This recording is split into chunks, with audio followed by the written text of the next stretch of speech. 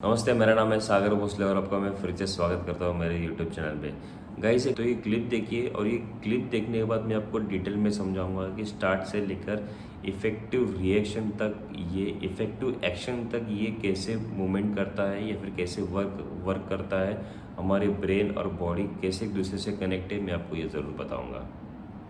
Watch the clip.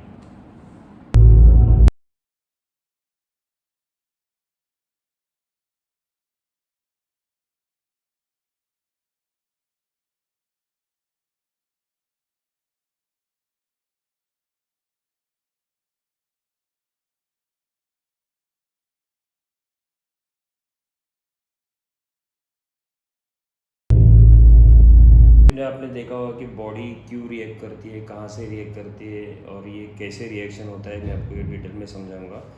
तो ये neurological system यानी कि हमारे बॉडी का कमांड, यानी जो कमांड देने वाला जो सिस्टम होता है, इससे कहते हैं हम न्यूरोलॉजिकल सिस्टम। ओके, यहाँ से हमें सबसे पहली बात तो यहाँ से हमें कमांड का डायरेक्शन मिल जाता है। ओके, अब न्यूरोलॉजिकल सिस्टम में आते हैं 3 पार्ट्स होते हैं। सबसे पहला आता है सेंट्रल नर्वस सिस्टम यानी कि हमारा ब्रेन और स्पाइनल कॉर्ड, ये दोनों ऑर्गन्स है, ये दोनों कनेक्ट होते हैं सेंट्रल नर्वस सिस्टम से। ओके, फिर सेकंड आता है हमारा पेरिफेरल्स नर्वस सिस्टम आता है, वो है पेरिफेरल्स नर्वस सिस्टम, एनएस यानी कि नर्वस सिस्टम। ओके, इसमें हमारे नर्व्स और कैनिकल और स्पाइनर यानी यानी यानी कि सेंसरी ऑर्गन्स यानी सेंस ऑर्गन्स। ओके, इसे कहते हैं पेरिफेरल्स नर्वस सिस्टम। और जो थर्ड आता है वो है autonomic nervous system. Autonomics only for motor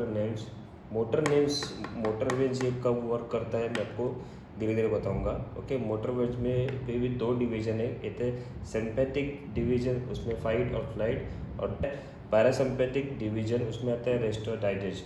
okay, ये जो पूरे नर्वस सिस्टम है, इनका जो मेन हेड है वो है न्यूरोलॉजिकल नर्वस सिस्टम। ओके, ये जो 3 खत्म होता है। अभी ये जो 3 नर्वस सिस्टम्स हैं, ओके, इनके अलग अलग रोल है। यानी सेंट्रल नर्वस सिस्टम के जो ब्रेन और स्पाइनल कॉर्ड है, उनके अलग रोल है।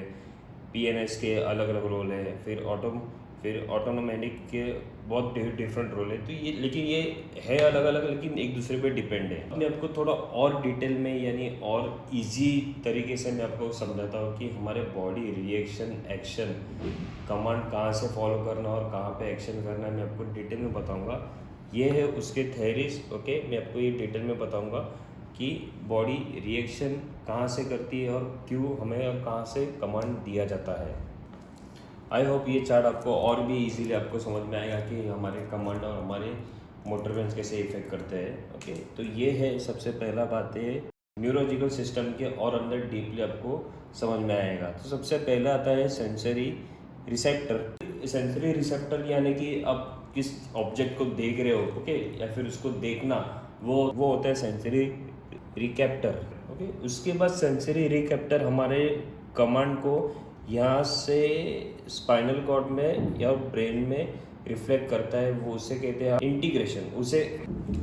इंटीग्रेशन यानी हमारे ब्रेन और स्पाइन कॉर्ड में हमारे मैसेज को भेज देता है कि ये चीज़ को हमें देख लिया है। उसके बाद ये हमारा मोटर वेन्स वर्क करता है, इसे कहते हैं हम इफेक्ट यानी कि किसी चीज़ को उठाना, किसी चीज़ को बंद करना, किसी चीज़ को पुल करना, किसी चीज़ को पुश करना, इसे कहते हैं रिफ्लेक्टर।